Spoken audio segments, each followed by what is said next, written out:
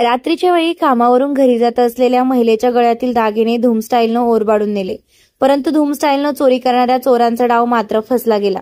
महिलेच्या गळ्यातून ओरबाडलेले दागिने बेंटेक्सचे निघाल्यानं चोरांना कपाळावर हात मारून घ्यावा लागला।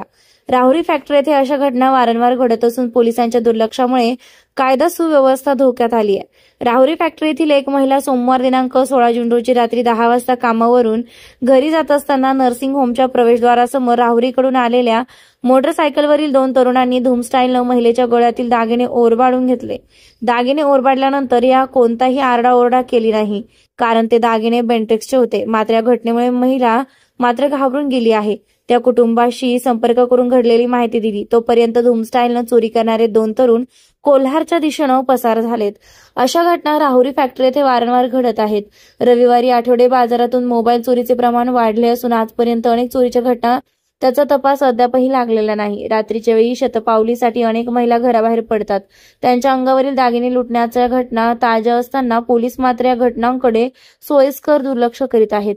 राहुरी फॅक्टरीतील छोट्या मोठ्या चोऱ्यांसह धूम स्टाईलनं होत असलेल्या चोऱ्यांचा तपास लावला नाही तर सामाजिक संघटना आंदोलनाच्या पावित्र्यात असल्याचं सामाजिक संघटनेच्या पदाधिकाऱ्यांनी सांगितलंय। SRB न्यूजसाठी राजेंद्र उंडे, राहुरी। ताज्या बातम्यांसाठी आणि नवनवीन अपडेट्ससाठी SRB न्यूजला सबस्क्राइब करा आणि बेल आयकॉनला प्रेस करा।